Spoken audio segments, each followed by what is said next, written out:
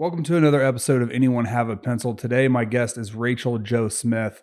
Rachel is a local Lubbock native. She's grown up in West Texas her entire life, and I was really interested to have her on to learn a little bit more about what makes Lubbock so special, why the people are so unique, why we're so strategically located for growth, and really her approach towards life and business, her relationship with her clients, her nature to be a people first professional and a giving person. Overall, I think we had a really great conversation, and I'm excited for you all to listen. All right. Welcome to another episode of Anyone Have a Pencil. Today, my guest is Rachel Jo Smith, the owner of the Lubbock Lady Real Estate Group and a local agent. Rachel, welcome. Thanks for having me, Addison. Yeah, thank you. Try to bring that mic a little bit closer. Yeah. Sorry. That'll be good. Otherwise, we've had plenty of audio issues with this podcast, so I just want to avoid that. Well, we don't want to do the whole thing in it. Oh my gosh. Not work. I could tell you nightmare stories. I mean, we've probably shot 10 episodes and we've probably shot 15 and only released 9 so far. Oh, wow. Just bad. Because this wasn't close enough or something. Here. Yeah. And then we ordered all new equipment when we set this up, and we thought we knew how it all worked. And then the camera would time out or the audio would get jacked up. One time we were shooting a podcast, it was raining and thundering so hard outside that we couldn't hear anything over the audio. I thought we lived in the desert. Yeah, what's going on? Yeah. Are we in Seattle for the day or? Yeah, it's crazy. But I really appreciate you coming on. Like I was telling you earlier, I mean, I follow you on Instagram. I like that your approach to real estate and kind of how you're highlighting the market. And so I wanted to get your input on, Lubbock in general, how it sets itself apart from Texas, other cities in Texas, and what is so special about here. Yeah. So born and raised in Lubbock, went to a small town for high school, Idalou High School. It's where I met my husband. High school sweethearts? Yeah, kind That's of, awesome. Sort of. Yeah. Did you guys date in high school? No, we were friends in high school, and then we didn't date till we were out of high school. Okay. So, yeah. So he planted the seed early. Yeah. He's like, I need it. Yeah. Yeah, he nurtured it. Yeah, we'll go with that. Anyway, I think Lubbock sets itself apart because we are a hub. So we're a hub we have the number one trauma unit from here to El Paso and here to Albuquerque. We have shops that all the little towns around us don't have. And so people are always coming in and helping grow our economy because they need the hospital here. They need the shops here. They need whatever it might be. The services that they need are usually here, and they're traveling in and boosting our economy here. And I think that keeps us insulated, on an economic level. Mm-hmm. As far as a place that I love to live, sometimes I don't love it when the haboobs come in and, and it's just dry heat and everything. But I think at the end of the day, when I travel and I come back and I see out the plane window, just the grids and the farming, it's just something about it brings me peace. And it's something about hardworking people that aren't afraid to have conversations with people in line at the grocery store. And it's just an authentic place to raise a family. I think there's a lot of genuine relationships that you can build here. Why do you think that is? What do you think it is about the Lubbock culture and the people here that makes it so? I mean, because it's kind of the South, but it's not. You know what I mean? I grew up in the South. Yeah. I've lived in Las Vegas. I've lived in Chicago. I've lived in Austin. Wow. I've been all over the place. So where were you born? North Carolina. Okay. Yeah. So I grew up a Southern boy. Yeah. But then mainly was raised in Las Vegas. Okay. Nevada, not New Mexico. Okay. And then started a business, moved to Chicago. COVID happened. Yeah. And then we moved our entire operation to Lubbock during COVID, which was like, what's Lubbock? Why are we going there? I mean, we had started doing some business here and building property and everything here. And it just made sense. Yeah. But I was very hesitant to make our life here. And we moved here, and literally 6 months into us living here, I was like, I don't think I ever want to move. I love it here. Yeah. My family is so happy. my kids, like, the schools, the people, our neighbors. Like, it's still one of those towns to me where, you move in and people next door bring you, a casserole dinner and introduce themselves, and everyone's very friendly. Yeah. But like, that was something I was used to in the South. Las Vegas definitely didn't have that. Yeah. It's like a bunch of these gated communities that everyone just like stays to themselves behind. Yeah. Chicago's, a little bit more friendly, but like so big that no one really has a real sense of community. It's like all about the neighborhood you live in, and like no one really knows each other. But Right. Lubbock is like, I don't know. It's everybody knows friendly, everybody. Yeah. I feel like in some sort of way. Yeah. So or like their son plays baseball for their dad or like whatever. Yeah. It's so like, so I think it's like extremely charming. Yeah. And very, I don't want to say like a throwback, but it is like very like classic, like classical Americana to me. Yeah. Like everyone just kind of like works hard. No one minds their own business, which is like Yeah. a good and a bad. But Yeah, it's I'm like, yeah, but it's a like, double-edged sword. Yeah, but the people like from here and that live here, and like some of the people that have moved here really, really care about this place. It's not a beautiful place to live, right? I mean, you could live on the beach in Malibu. Yeah. Which is like, I think one of God's like greatest creations is the state of California. Yeah. And it's just horrible that it's been ruined by, bad people, Their bad politics, everything. And this is like the inverse of that. Yeah. So what do you think it is about that? I mean, you grew up here more. Is there like something deeper to that? I think that it's just a lot of hardworking people. We have a lot of farmers out here, and just a lot of people that started with nothing. I know a lot of people my parents' age and my parents themselves that started with nothing, and they built something out of themselves. And so I think there's just a lot of pride in that here. And I think that there's opportunity. And I think a lot of people like my age, I'm 26, don't feel so threatened to start a business because they've seen, the generation before us, go before us and build something out of themselves. Yeah. So I think just overall that in our community has been just really big. So, yeah. I mean, I think what you're really saying there too is like, there's still a lot of opportunity. Yeah. Right? I mean, you can start a business, you can grow. And something that's unique, I think, about Lubbock as well is just the amount of people that come out to support other local businesses. Like you were saying, like, these little shops, like we don't have a Whole Foods. We don't have like these big, there's no Prada or, Gucci stores or anything like that. It's a lot of like really smaller, like mom and pop businesses that bring in like curated retail, curated restaurants. There's not a lot of big chain restaurants here other than like the fast food stuff. And I think that's beautiful to see. Like everyone comes out to support it, and it gives you the confidence to be like, yeah, I'm going to start a business.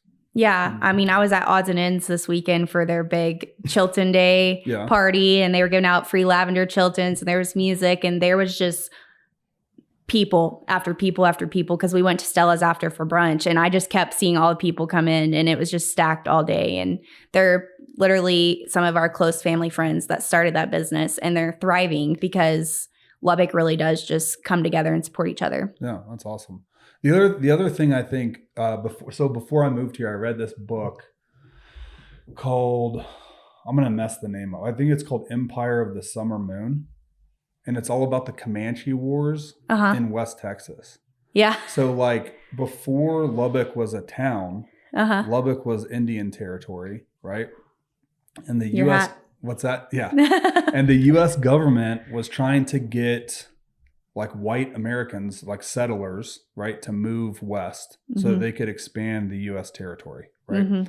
And so a lot of these families they were given land by the U.S. government. And a lot of them were like prominent families, right? Like they were military leaders or leaders of industry or business. And, the government like, well, they know how to, operate a town or a business or whatever. So we're going to give them all of this acreage. Well, it wasn't theirs to give away, right? Yeah. But the reason Lubbock exists is because of all of these settlers that came here and like literally fought Indians off for like 50 years before it became a city. And I think there's something, I don't know, to westward expansion and like, you know, people wanting to explore and like the tough nature of like how this country was built that like Yeah. really represents itself in Texas and also specifically in Lubbock, because this was like the worst of it. I Yeah. mean, this is where like, you know, white girls would get stolen off their property and like taken into, you know, Native American tribes, and you'd have to go fight to get your daughter back. Yeah. Like that's crazy. And then you'd start a business and it would get raided and like, but I think there's something to that, like just like the toughness, the resiliency, the pioneering spirit behind it. Yeah. Yeah. For sure. I love that. I mean, you know, I think that's something that's getting lost in a lot of American cities. And Yeah. like Lubbock's just like true to that. Yeah, And for such sure. a beautiful thing. So speaking of, you know, starting a business, how did you get into real estate? Why'd you choose that?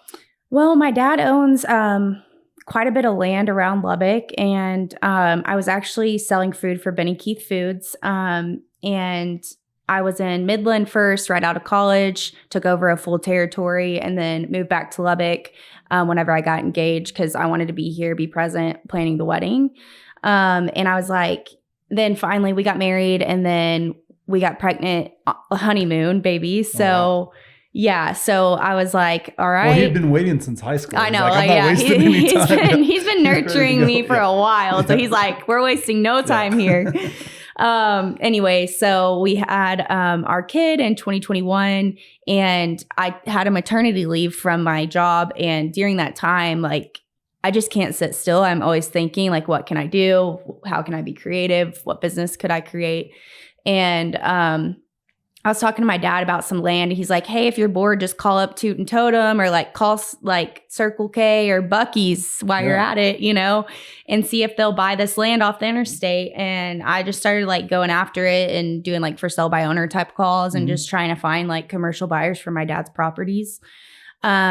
And I did that, and I was like, you know what, Dad, like if I'm going to do this, like I actually want to be knowledgeable, and I don't want to be like ignorant about what's going on like in these conversations. And so I was like, was something, I mean, that's got to be like you're thrown into the fire. First of all, that's my dad. Like he's always just like, here you go, do it. And so that's like where a lot of my like fast success comes from, I think, because I've just always been thrown in the fire. So now I'm like, all right, I'm gonna throw myself in the fire and I'm gonna learn it as I go. Let's do it. Yeah. I love that. So especially as someone that has 3 daughters, like trying to figure out how to give them that same motivation. But I love just like jump in there, figure it out. But you were thrown into like the deepest of deep ends in real estate, because raw land for commercial expansion is like extremely complicated and can be like even more complicated when you have to talk about like municipalities and right of ways with the state and the local governments. And then like, what can I build railroads, there? All of that stuff, railroads. Yeah.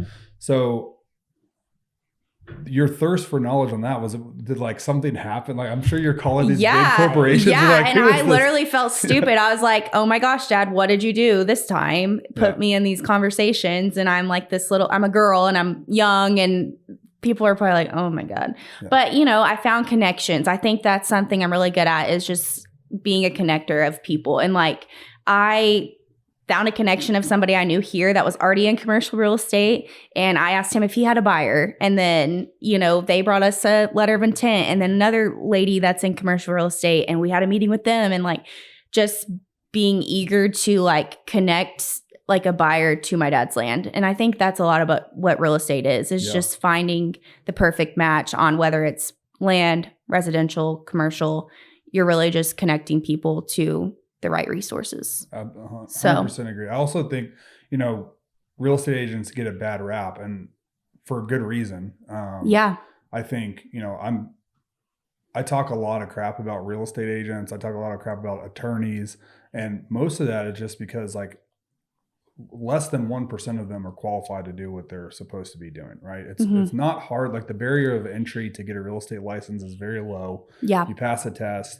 But what separates like the good ones from the bad ones is exactly what you did, which was just like, okay, it's capture the flag. It's like, okay, here's my goal. I got to go after it. I'm willing to do it. Instead of just putting a listing up on LoopNet or Crexy or, you know, the MLS, it's how do I make this deal attractive to someone, and who do I know that could benefit and find value in this piece of property? And so I mean, kudos to you, especially at, what you were probably, I was 21 or 22. Yeah. Yeah. That's crazy. So then how does that kind of transition, were you still pregnant at the time?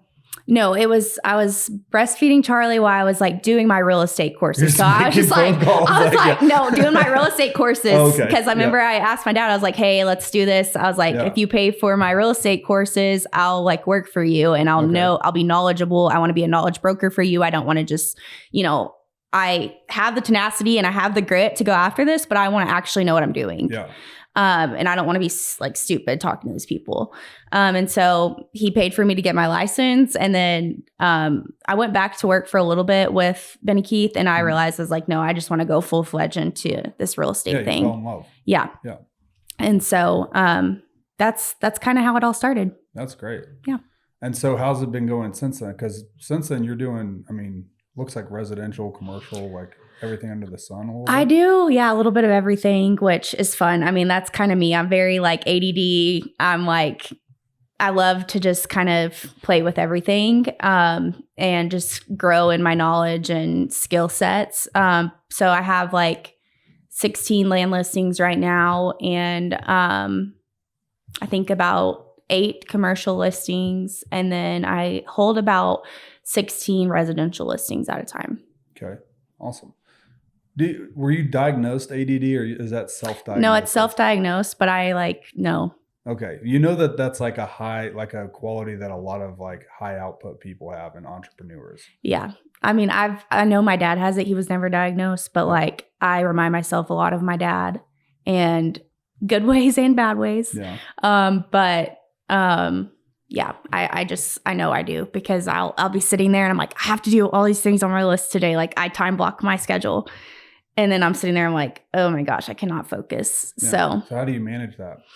I think just coffee. Yeah. That helps you. Espresso. That helps you focus? Yeah, no. I think just sometimes you do have to sit back and take a break and, I'll text a friend or call my mom just to like get a little bit of a brain break and then go back to it. Yeah. So I think like, a lot of my friends and people that I've met like later on in my life too. I've started several businesses and sold them off before this current business. We've been doing for 10 years. I started a mortgage company. I started a podcast. Like you have that ADHD, side of you, but one thing that's really helped me is like meeting a lot of other high outcome, like entrepreneurs, creative types, like people that are really not interested in money. Yeah. But interested in like the journey, hustle and like what you could do. Yeah. Yeah. And they all have the same condition, but it's not ADD. And like, so I sat down and started talking to a lot of them about like, what's the best way to kind of manage that? Because it can take you off into so many different directions, right? It's like, I call it starting lemonade stands. Like every business idea or opportunity is not a good idea to start. Yeah. Right. It's like, how many lemonade stands can you start? Yeah. Right. So what helped me was really, one, waking up early in the morning really helps. Exercise really helps. And like taking time in the morning of like, I read my Bible, I pray and meditate, and then I make my list for the day.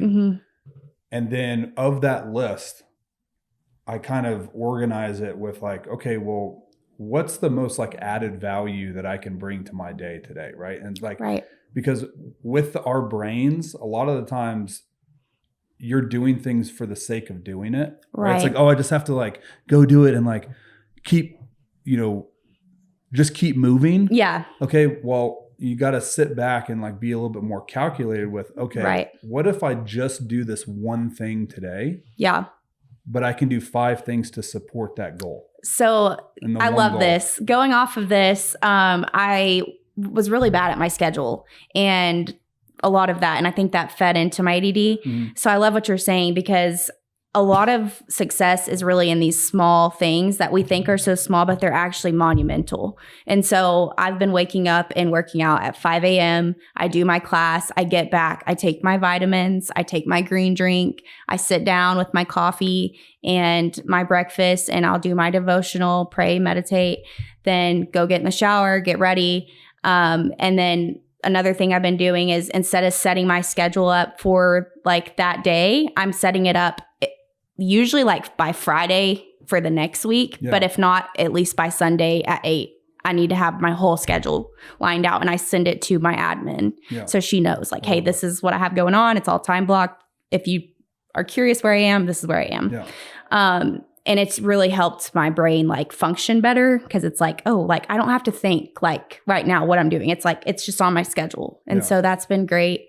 And then another thing that I've been implementing lately that's helped me is journaling. And I write down 3 things I'm grateful for every single morning during my like sit down time with God and read the Bible devotional, and then I journal. Mm-hmm. And so 3 things I'm grateful for, because I think that really can counteract like a lot of like whatever you're feeling, prideful, jealous, not content, like anything like that. Mm-hmm. If you have gratitude, it's going to combat those things. Anxiety, stress. And then I don't know if you've heard of the One Thing book by Gary Keller, but it's amazing. Okay. So I go into my one thing in 3 different categories. Who's the one person I can help today? And so I make sure I do that day, like whatever it is. Maybe it's the guy in front of me at the grocery store. I'm buying his groceries. Maybe it's buying the person's drink in front of me. Maybe it's just having a conversation with this new mom that just really needs somebody right now. Yeah. Just whatever it is, I make sure I do that. Yeah, selflessness. Yeah. Because it really can change your whole perspective when you're not focused on yourself and you're focusing on helping someone else. And then also another hard thing for our personality types.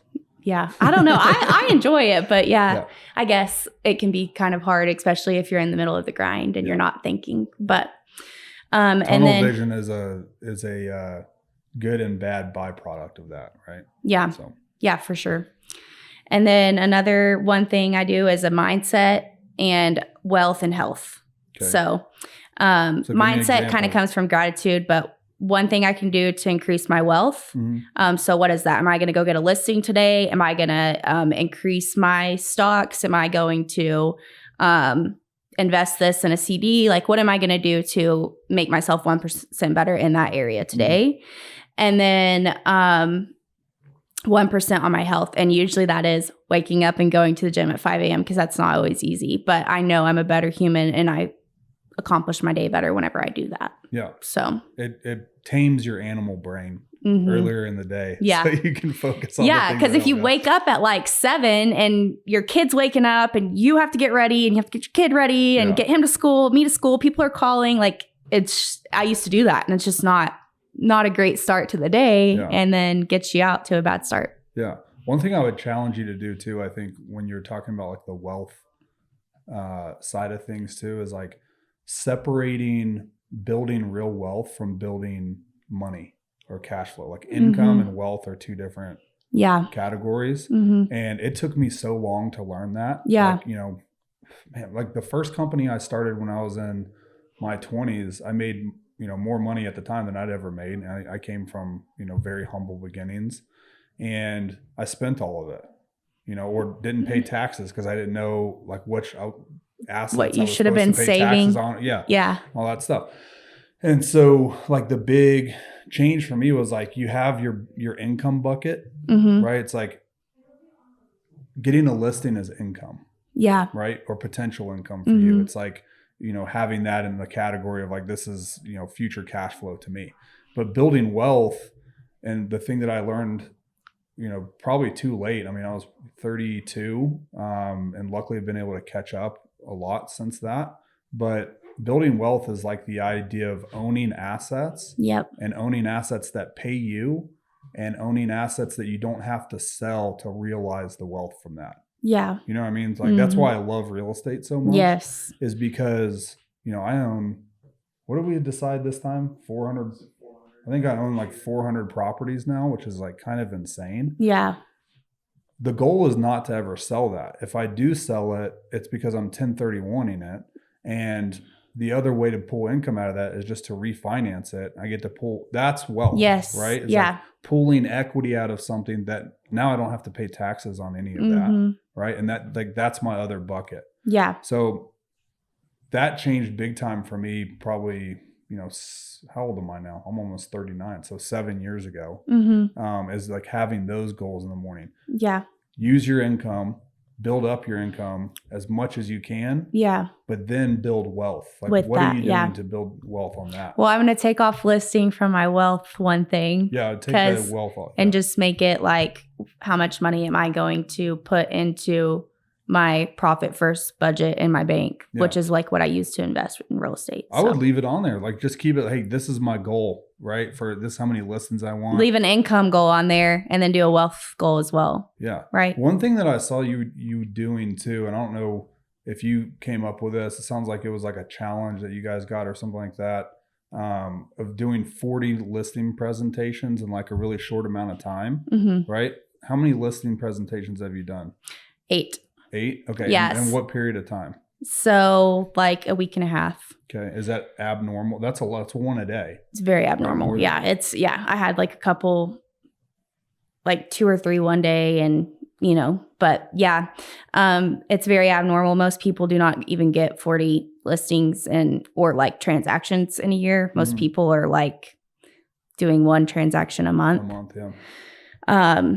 So yeah, it's way out there, and it's like in my craziest dreams, if I really focused and did a lot of the things that I learned at the summit and implemented, could I do this? Yes, I could. Now, packing all of those into like a short period of time, how has that like sharpened your skill for that? Yeah, I think it's really focusing.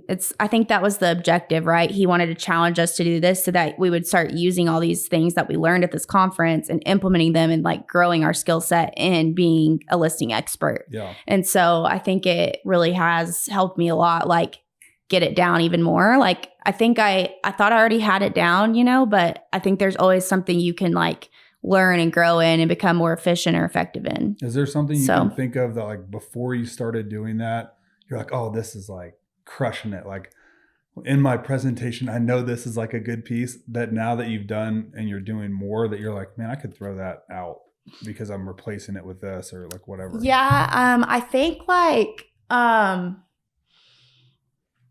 feel like before I was like really focused in on, like these are the steps that you need to do. You need to clean your kitchen, like different things. Like, and I think more so people are kind of like, yeah, I just want to know like, what can we like net from this? And like, when are we going to like list this house? Yeah. Like, so I think it was more of that. I think it's great to have like those other pieces that are like plug and play, like with different people. But I also think that listing presentations aren't like a one size fits all. So I go in with like bullet points more so, and then I kind of fill in the blanks. Yeah. So like depending on who it is, I'm going to, make sure I hit my bullet points and everything, but I'm not going to like stick to something if that's not where the conversation's leading, if that makes sense. So I feel like I've grown in that way. Like, okay, this is step 1, this is step 2, this is step 3, just like doing that to like, okay, let's let this move and flow how it's going to organically flow. Yeah, more of like a natural organic approach. Yeah. You need to stop. It cut off. I rerolled it. So we're good? Yeah, you're good. The audio's still be good. Okay. So, I mean, it's like even just listening to you like walk through that, like my brain is just like, oh, you can make this so much more efficient. Like, first of all, those little steps that you're talking about, like clean your kitchen, mow your grass, whatever, like curb appeal, blah, blah. Yeah. That could just be a list you hand somebody. Yes. And I do. Right? I have a whole like seller's guide that has all of that in there. Right. So now I just leave that with them. Yeah. And I'm like, hey, this has some of the steps that we're going to go through. I kind of briefly go over each page. I'm going to leave this with you so you can look over it, take notes on it, whatever you need to do once I'm out the door. But right now we're going to focus on what are we going to make you and when are we going to get everything set up? Yeah, because that's like the real juice that they want out of the meeting, right? It's like, how much can you make? What's the comps in my neighborhood? What's the high end, and why can't I get the highest available comp that's ever been created in Lubbock ever? Yes. And then you have to be prepared to be like, well, you don't have a pool. Your house is built in 1988 or like whatever. Yeah, You know what yeah. I mean? Like figure that out. Yeah, sometimes it can be hard. But yeah, I think objection handling has just been great. Like, I feel like I'm learning in that area too. Because used to, I've been like when I first started, I'm like, oh, well, yeah, like if you want to try that, like, let's try it, you know, Yeah. like the high, like crazy price. And now I'm like, no, like for your benefit and my benefit, we need to price it right from the get-go. Yeah. And we need to have it right. Because I've had people before, like, I knew they needed the carpet cleaned before and I knew they need, and they're like, well, like, we'll get it, but can you just hurry up and like list it? And I'm like, now I know, like, hey, like, no, I'm the expert. These are the steps. If we follow them, it's going to be good for both of us, you know? And taking control as a professional. Like, hey, yeah, this is why you hired me. Yeah. Is to tell you, like, avoid these things. What are some things that you're like constantly repeating to potential sellers that they could avoid? You know what I mean? Like common traps. You know, obviously the carpet, and also, you know, everybody thinks their house is worth way more than it is all the time. Sometimes they're right.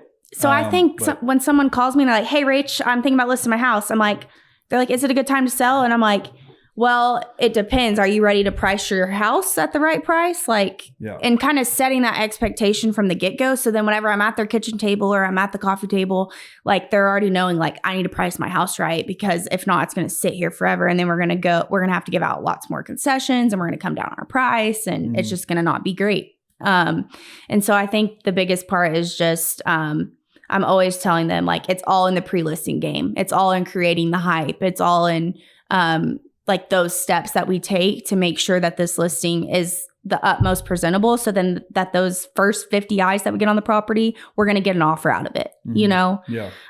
Is that like kind of a key metric? Is like out of the first 50 eyes, you should have X amount of contacts? What? Yeah. I mean, they say there's this target that we have in our listing presentation, and it's like, if you're only getting drive-bys and no phone calls, you're about like 20% off on price. If you're getting phone calls, but then they're like hanging up and they're like, this lady's crazy for pricing it this way, you're about 15% off. And then if you're getting showings but no offers, you're about 5 to 10% off on price. So I just kind of think about 50 eyeballs. That's not something that a lot of people use, but for me, I use it. If we can get about 50 eyeballs on it, and the first like 10 days, like somebody's going to make an offer. Yeah. One thing I'm really curious to ask you too is like, and I have my own opinions about this, but do open houses work? And if they do they work for every property? They don't work for every property. Some of them, people will come and they're just like, literally, they're just like out at the lake. Like I had one at the lake, and they're just always, you know, just peeping in because they're out at the lake for the weekend with their family, and they just want to look at a house. Like, it's more so like that. They're not actually qualified buyers usually. But sometimes, like for me, more than anything, what they really work for is for me to obtain a new buyer. Like, they're usually not going to bring in a buyer for that property. It's more so of a tactic to get like another, like a buyer for either that property or, you know, building a pipeline of potential buyers. Right. It's more so for that, but also it can be good for feedback for sellers. Like, I always have a feedback form out when I do open houses, and it's great to like get more people in the home and let the seller know, like, hey, this is where we're at on price based on what these people said. This is where we're at on condition, location. Because those are the three things that sell a home: is price, location, and condition. So you can always make your home prettier. You can't change the location of your home, and you can always affect the price. Yeah. So just making sure that those three align, you're going to sell your property. So speaking of location, I mean, Lubbock, you know, seems like it's kind of expanding in all directions. Yeah. What are you seeing like trend wise as far as, you know, where demand is in the market in Lubbock, and kind of where do you see it going? I honestly feel like we've already expanded pretty far south, like into New Home, and eventually that's going to keep flowing that way. But I honestly see a lot of growth in West and North Lubbock. Okay. I'm working with some developers out there that are selling land, parcels and stuff like that. New Deal is getting a new high school. Shallow Water, Idlewild are out north, like great schools. Out west, Southwest, Ropes. I mean, obviously, Friendship's building a new high school. They just got a new elementary. Like, that's all expanding and growing. Really, like, this whole spectrum over here, south, west, north, is all like expanding. The schools are growing. They're getting new schools, new systems, and trying to meet these families, where they need to be. Yeah. So, I mean, those were like the big metrics of why we started investing in Lubbock in the first place. One, having Texas Tech here is huge. Yeah. Right. I love invest. I mean, we invest in all sorts of different cities, but Texas Tech is huge. I think it was like 44,000 people last semester or something like that. Maybe even more than that now. They used to have 60, but I don't know. Yeah. But it's still crazy. Yeah. But I think, 60 including the employees, or 60,000 enrolled. I thought it was like close to 60,000 enrolled like a year or two ago, but I could be completely wrong. Right. I thought enrolled was like 44,000. I might be wrong too, but anyway, it's something crazy big. It's up there, yeah. Yeah, it's crazy big. And I love that just because it shows an ability to like educate local population and like keep people in Lubbock. People start to stay. Right. So that helps population growth. Then you have the city, investing a lot of tax dollars in roads, the new loop going in, schools. And with new schools brings rooftops. Yeah. And with new rooftops brings commercial expansion, setting up shopping centers, all of that stuff. So I love seeing all of that. Right. It's just crazy to me that this city continues with this level of expansion. And it kind of reminds me of like Las Vegas back in like the late 1990s, because I'm not that old, but I moved there. I was about to say I was born in 1998. Were you really? Yeah. Oh my God. I was born in 1985. That's crazy. So when I first moved to Las Vegas, I was in second grade. And like the Las Vegas strips here, there was like houses around the strip, and then there was no like outward expansion. Yeah. Right? It maybe had like 600,000 or 700,000 people that lived there. Maybe. I don't even remember. But now, it's 3.5 million people. And when you fly over Vegas, it's spread out to every single foothill that you can possibly see. Right. It just moved in all the directions. And part of the reason for that was because the city use tax dollars and taxes on gambling specifically to like invest in the schools and to invest in infrastructure, and it literally blew up. And I see the same thing here, maybe not to the exact same scale where it's going to be 3.5 million people here in a 20-year I hope not, period. but yeah. But I think like once you get, over 450, 500,000 people, then the like just amount of numbers, if you're growing at 7-8% a year, you get to 700,000 really quickly. Yeah. Right. And so if you're advising clients of like, hey, like young family, I want to move to Lubbock, or I live in Lubbock, but I want to be in a good school zone.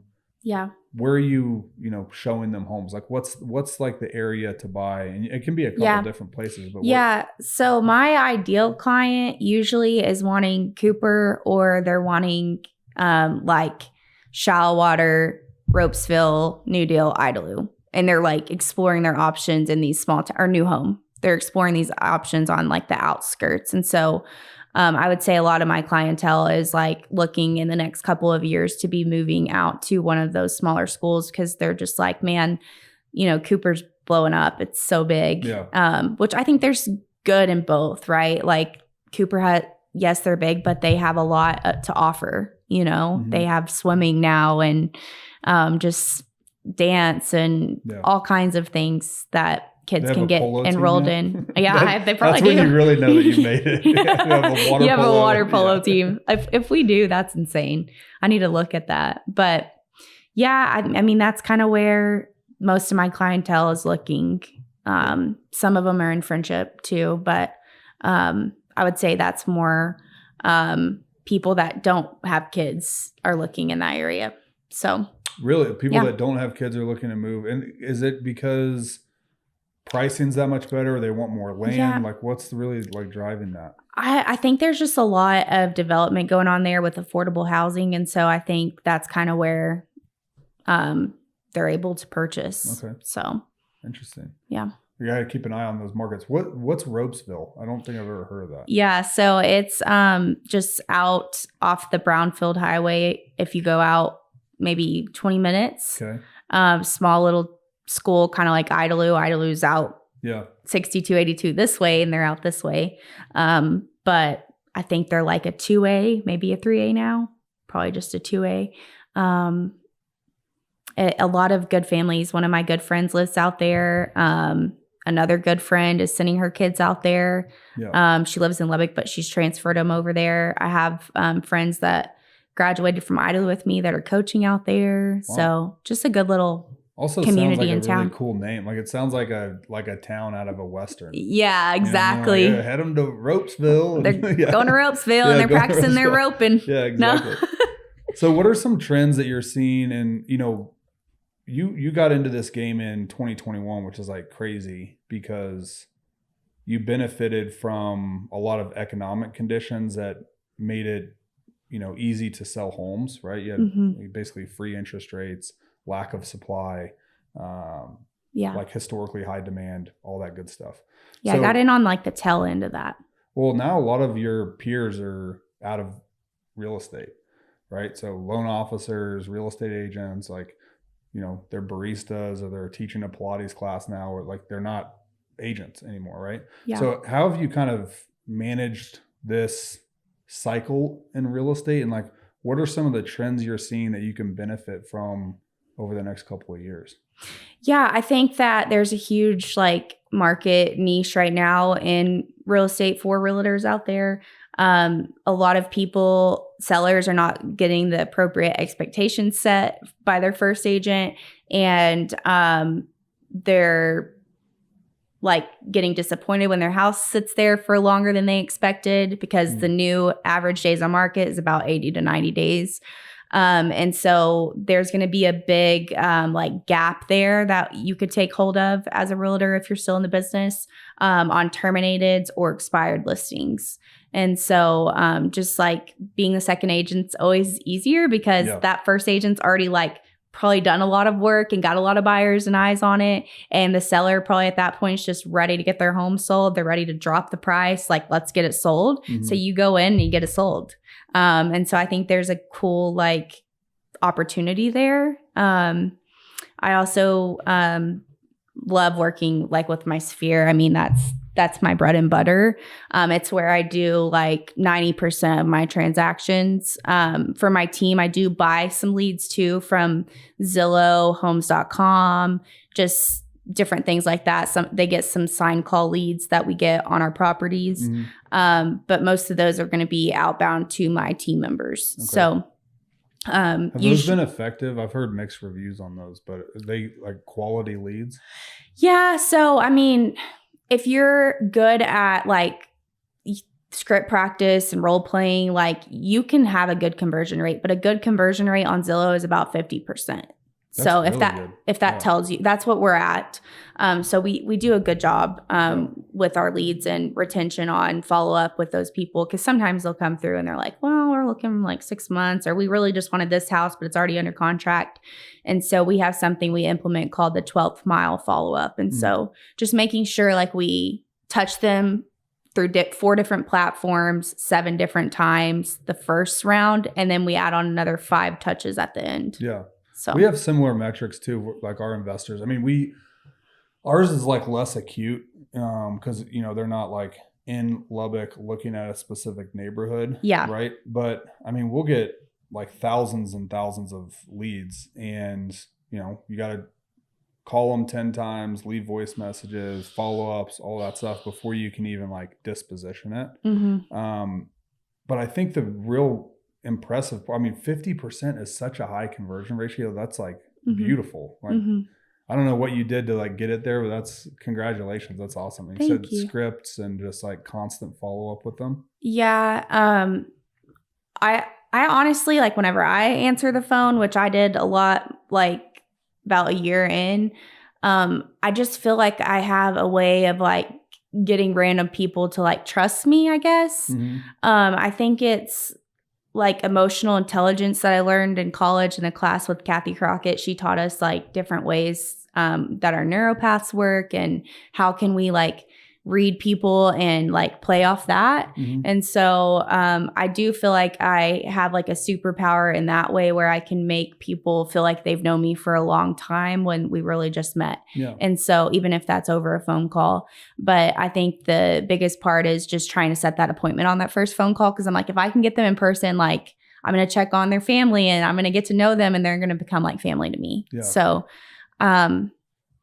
I don't know. It's been great. I know a lot of people don't have good luck with it, but I mean, we've gotten some big leads, like 1.4, a $4 million lead came in the other week, like just some big stuff that awesome. I wouldn't have got if I wasn't on that platform. I do think that is something a lot of people don't teach very well in sales is like building rapport and also like being value driven and people focused.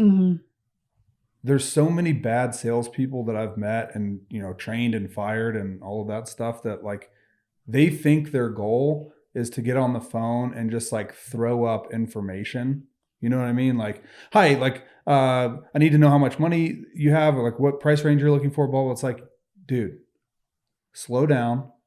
You haven't even asked them what they're looking for, like what the things are important that would allow them to accomplish their goal from this phone call. Right? It's like, if I'm, you know, an agent, the first thing that I want to know is like who you are, what's the size of your family, what's the scenario, Are you selling another house? What's the most important thing to you? And like, do you want to stay here for the next 10 years? Are you looking to stay here for 2 years because you're a contract worker and you just want a good deal? Like figuring all that stuff out. Stop like jumping down people's throat with the sale. I think that's the worst mistake most people can make.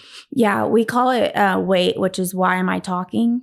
So like they always say the person who talks the most in a conversation is going to feel like they won or like they're going to feel the best about that conversation. In another word, like they're going to be like, man, I felt valued in that conversation. I felt heard. That person understands me or wants to understand me. And so just listening to them most of the time, if you just listen, you introduce yourself and then you listen and you ask a few key questions, like people are going to feel so valued and heard and like want to listen to you whenever you speak to them. Absolutely. So I think that goes for a lot of things in your life too. Like, you know, making friends. Like I moved around a lot, you know, obviously we just moved here, 3 years ago or whatever. But like making friends, building a community around yourself, and, you know, all the stories, I'm sure, you know, you have friends that can tell you stories. Maybe you have some of your own of just like, man, I thought I knew that person. They completely burned me, or they're not who I thought they were, blah, blah. If you were listening while you were being friends with them or making friends with them, they tell you everything that you need to know about them. Like ask questions and be curious, but also like just shut up and listen. People will tell you exactly who they are through their actions and like little nuggets that you'll pick up if you're like truly listening to, and for good and bad, right? So then, you know, you can avoid getting close to somebody that like burns you, or you can be a better salesperson. You can be a better, you know, husband, a better wife, a better father, a better leader, just by being quiet and listening. Like I love that. I think that if anyone took anything away from this podcast on investing, you know, choosing a business partner, choosing an opportunity, choosing an agent, being a better salesperson, is just shut up. Ask a good question and be curious and like really be interested in the answer. And just be quiet and listen to them. Just care about people. It's pretty simple. It's like simple things, but some people, I don't know. I guess it's hard for some people. Well, I think like sales just gets a bad rap, you know, just like real estate agents sometimes do, attorneys, stuff like that. Like if you're driven by, you know, conversion ratio and the money that it leads to, like that's just a recipe for disaster. You have to be driven by, you have to really want to help the person that's on the other end of the phone. And then from there, like every other like natural instinct is a good one, because you're just trying to help that person accomplish what they want to do. Exactly. Right? So at the end of my life, I want it to be like, how many people did I help yeah, in whatever career? Like if it is real estate that I stay in, which I hope, because I love it. I love like how close you get to be with people during the process and how monumental the process is. yeah. I think it's really cool, but I'm always open-handed, like whatever God wants me to do, I'll follow his lead. So yeah, at the end of my life, I just want to be known for somebody that helped a lot of people. I have like a super giving heart. I think it's a gift that I have in the kingdom of God, like that he's just enabled me with, and he will continue to equip me with so that I can give back.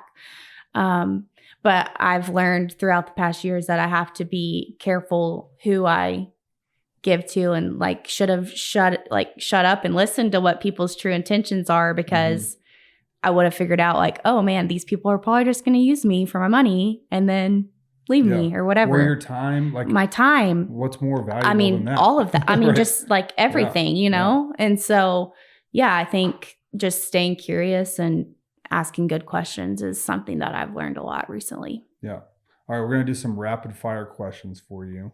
Okay. Not rapid. They don't have to be. That's not Jeopardy. You don't have to like buzz in or anything like that.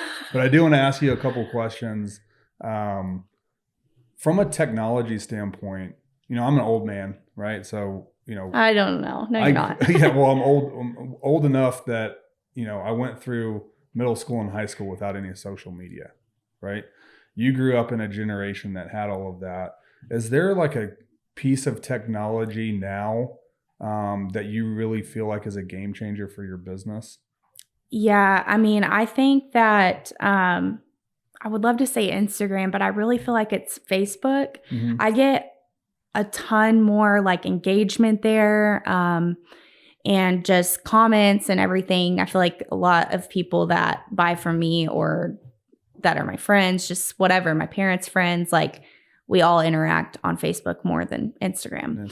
And then another one is YouTube, because YouTube is owned by Google. Mm-hmm. So Google will basically, if you start your YouTube channel and you start curating really good content that answers questions that like people here in Lubbock are wondering, Google will literally use their analytics to boost your post, and then you could get free leads from that. So that's what I'm working on right now. I love that. So one thing that's changed big time for me is GPT. Yes. Just because it makes like mundane tasks easier to do, like that would take a lot of my time and I can accomplish it quicker. Or organizationally, like I've probably discovered maybe like definitely well below 1% of its capability, and even that little bit has just massively improved my ability to like even writing a resume, like, or a job post for an outline, or like organizing my thoughts. Like I'll just like mind dump into Chat GPT and it'll like organize everything for me. Yeah, I love it. I feel like I'm like, there's like a superpower. Yeah, you're like, I don't know who created this, but this is the best thing. Yeah. No, it's great. It just makes it does mess up, every once in a while. Yeah. Or it'll make it like super cheesy and you like have to go in and kind of correct it. But yeah. I did try to use it to write my wife an anniversary card one time because I was like running out of ideas to like write her, and it like spit something out. I was like, damn it. I'm like, I'm just going to have to do this. I'm like, just sit down, take some more time, write something from your heart. But it was like, it was just such like hallmarky, like. Yeah, that's what I'm saying. Like cheesy, nonsense. fluffy. Yeah. And it's like, she would have known it wasn't from you. Yeah. What's one funny thing about Lubbock that even locals don't know that you wish they did? Oh, that's a good question.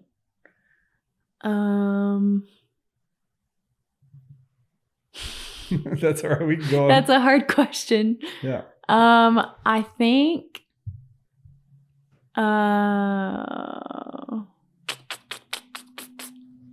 have a good one. Okay. Texas Tech is never going to be good at football. Yeah. If you just lean into the idea that they're never going to be good, no matter how many things we add on or how much financing we get to build awesome stuff, we're just never going to be good. It's fine. That is so crazy to me too, because I mean, I went to UNLV in Las Vegas and they had no football team. But even like basketball or collegiate sports or like even professional sports, I've never understood like this like diehard fandom where like I enjoy sports. I love watching sports. But the amount of people that I know today, especially men, that can walk around, they like know everyone's stats, you know, who their draft pick was in 1992. I'm like, if you used that brain towards anything more productive in your life, you'd be like way more successful. Your retirement account would be maxed out. Your business would be operating at such a higher level. It amazes me how much wasted. Just on like fantasy football too. Yeah. Yeah, like it's crazy. Yeah, it is crazy. Going back to a couple of questions, what's the worst thing that's happened to you or your client in a transaction? It's a good question. I think worst thing that's ever happened to me is like the other agent like basically lying about something. I don't want to say too many details, but yeah, basically saying they're going to put something in the home and then they don't. Mm-hmm. And it's literally in writing. And it's crazy how many people like they'll say they're going to do something and then they won't. That's in life in general. Mm-hmm. But I mean, that's just at the end of the day, they got to sleep with themselves. They got to own their character and that's on them. But I mean, I think just that kind of stuff, or like just a lot of people like in this, like you were saying, like a lot of realtors aren't amazing at the job. Yeah. I feel like there should be like a 3 strikes you're out type thing or something where it's like, man, that was a really bad deal. Like you basically could have gotten a lawsuit over that. Like that's a strike or something. Like there should be some kind of, I don't know. I'd love to be like on a board one day and like actually try to implement some of these ideas I have around like actually making this like harder to get into and also like hard to stay in. So I have a resolution for that. Okay. So I, out of college, I was working for a bank and then I wanted to get into, like the private market and public market, raising money for firms on Wall Street. Right. So got hired at this job, to go raise money for a private fund and well, it's publicly traded, but, like unregistered. So I went and studied for my Series 7 license, right? So financial professional license, right? So I could trade stocks. And I got a Series 6 and 63 for like annuities and insurance and all that stuff. It's one of the hardest tests I've ever taken, including anything in college. Like I did like a class that was like a 2-week like immersive thing. And then I studied for probably a month before I took the test, like every day for hours and hours and hours. And you have to get like an 80 or better to pass it. I think it was an 80%. Wow. Right? So the bar was set. 90% of the test was like ethics and transactional like laws, right? The other 10% was math, which is like, who cares if you can do the math because there's like a software for it. I mean, now we have AI, so you don't even need to know math. When you have an analyst, yeah, like just doing simple math is like whatever. But the amount of ethics questions, transactional questions, legal questions that I had to memorize and pass would discourage anybody from doing it. Like, you know, and that's how it should be. And that's how it should be. That's what I think if you're going to be a real estate professional and you're going to charge somebody what you charge for that representation, I think it should be your full-time job, not part-time. Right. And I think that you need to take a professional stance of that. Like, I'm a professional. I'm not like a soccer mom or a high school baseball coach that also has my real estate license so that I can convince my friends and family to give me a listing. It should be professional status. These people are at the office every day, like 8 to 5. Yeah, absolutely. I agree. Absolutely. I think that would solve so many of those problems. Yeah. All right. Last question before we wrap up. And this is a tricky one. Have you ever had a listing or been in a house that you thought was haunted? Yes. Ooh, tell me more. I'm so excited about this. Well, how old was it? It was 1949. Okay. And it was over kind of by Tech, like right behind Tech Terrace. And you could tell like there was this basement and we went down into it and it just felt like heavy and you could see like blood still on like they did not prep this listing. When I talk about prepping a listing. Wait, did someone die there? I don't know. No, I think it was, I don't know what happened. Okay. We don't know. It smelled Someone like had a bad day, it smelled at least, like if there was chicken. blood. Yeah. It smelled like chicken. Like I don't even know like if they had chickens down there and that's where they cut their chickens. Maybe that's what it was. Maybe it was like abuse, like I don't know. Yeah. But it had a lock from like the outside, so whoever was down there couldn't get out. Maybe it was chickens. I hope. I mean, not really, because I don't want anybody to get abused, even chickens. But like, I don't know. Like it was very, very scary. And I was like, let's get out of here now. And did you just like feel a weird like eeriness when you were there? Yes. And were you there at night? no, it was like the middle of the day. Like it was just like a musty, bloody basement. That's like a ugh. Yeah, I'm like, can we not clean this up a little bit before like y'all let us in this property? No, it's got charm for whatever serial killer wants to buy this serial house. killer. It's already ready for you. It already has blood. You can and tell me everything. off air, but I'm going to need the address because now I want to dig up the history of what happened to that I know. house to see if there's anything in like the Lubbock newspaper from 1949. Oh, That's crazy. That's It also disgusting if they were killing chickens in the basement of the house that they lived in. I don't know. Whatever it was haunted. That's all I know. Dude, some of the farming stuff like it's hilarious to me, like the certain jobs that exist. Like one of my buddies, Megan Reeves' husband, Ricky, he used to test milk for a dairy farm. But when he first said that, my first thought that I had in my head was like Napoleon Dynamite, like literally drinking the milk and be like, this one's good, this one's bad. Like fixing. He's like, no, I had equipment and just like tested it for bacteria and stuff like that. I'm like, okay. Oh, so you don't just drink milk all day? Yeah. But what a crazy job that would be. That would be so much fun.